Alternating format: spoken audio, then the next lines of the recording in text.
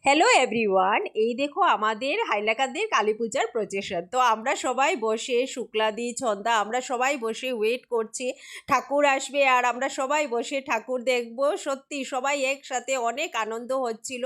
আর এত ভিড়, মানে সবাই মাকে দেখার জন্য, মার প্রচেশন দেখার জন্য সবাই এসে গেছে আমাদের হাইলাকান্দিতে। প্রচেশন সত্যি দুর্গাপূজা কালী পূজার প্রচেশন দেখার মতো হয়। আর এই দেখো কালী পূজার প্রচেশন, সবাই একসাথে কি ডান্স করে করে, আর সঙ্গে তো স্বাভাবিক সবাই আমরাও একটু ডান্স করছিলাম। এটা একটা স্বাভাবিক মজার জিনিস, খুব মানে মজার টাইম। আর বলার মতো না, মা চলে যাচ্ছে এটাও একটা দুঃখ আছে যে আর আগামী বছর 1 বছর আমাদের ওয়েট করতে হবে মার পুজোর জন্য। তো এই যে মানে সময়টা, এই যে মুহূর্তটা সত্যি দারুণ ছিল, অসাধারণ লাগছিল।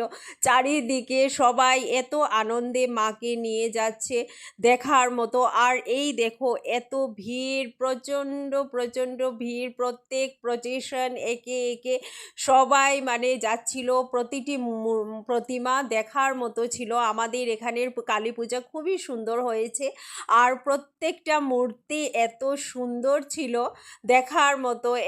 মানে এত সুন্দর সারি সারি যাচ্ছিল, একটার পর এক, এক পর এক যাচ্ছিল, মানে কোনো গ্যাপ নাই।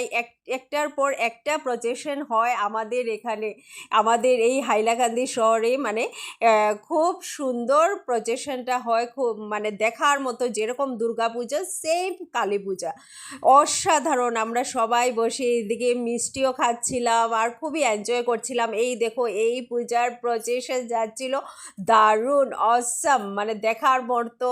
আর সঙ্গে তো ডান্স করবো না, প্রচেশন যাচ্ছে সবাই এনজয় করছে, আমরা করব না এটা হতেই পারে না।